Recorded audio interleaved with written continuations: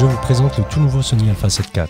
C'est le digne successeur du très populaire Sony Alpha 7 III, la référence des hybrides plein format.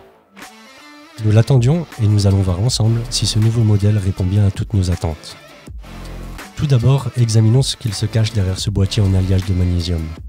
L'appareil est doté d'un capteur plein format de 33 millions de pixels. Il n'utilise pas un, mais deux processeurs Bions XR, qui lui permettent de prendre jusqu'à 10 photos par seconde sans interruption.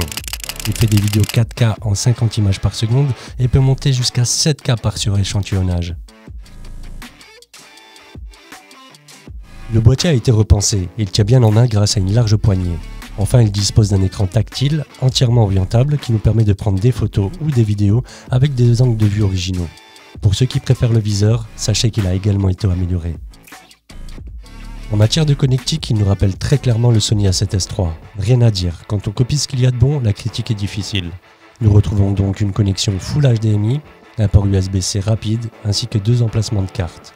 Petite nouveauté, l'un des deux est désormais compatible avec une carte CF Express. Disposant d'un capteur plein format de 33 millions de pixels et associé à un double processeur Bions XR, je peux vous dire qu'il est impressionnant.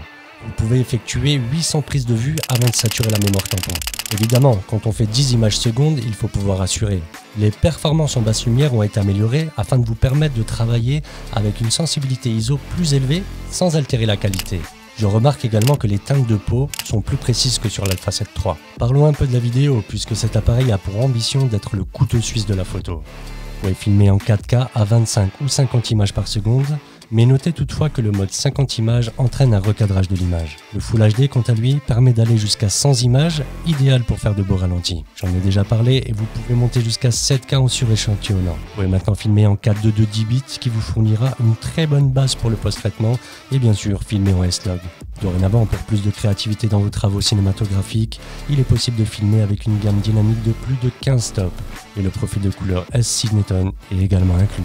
L'autofocus est le point fort de Sony, et l'Alpha 7 IV ne vient pas contredire cette réputation. Il couvre 94% du capteur et vous permet dorénavant de suivre vos sujets en temps réel pour vos photos et vidéos.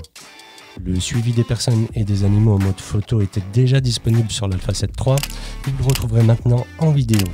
Et pour les amateurs de bêta plumes, Sony y a ajouté le suivi des oiseaux. L'appareil est équipé d'une stabilisation sur 5 axes qui permet de gagner jusqu'à 5,5 stops.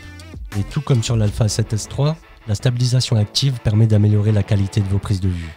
L'appareil photo n'a plus de limite de prise de vue, plus de problème de surchauffe grâce à un tout nouveau système de dissipation thermique. La limite étant bien entendu la charge de votre batterie. En conclusion, le maître mot de cet appareil, c'est la polyvalence. Il fait tout très bien, tant en photo qu'en vidéo. Il est sensible, rapide, fiable et puissant. Je peux vous dire qu'il fera le bonheur des créatifs, des passionnés, mais aussi des pros. Il n'est pas très lourd et équipé d'un objectif plus imposant, il reste très équilibré. Passez nous voir pour en parler et d'ici quelques semaines pour le toucher. À précommander absolument car il n'y en aura pas pour tout le monde, en tout cas pas dans les premiers temps.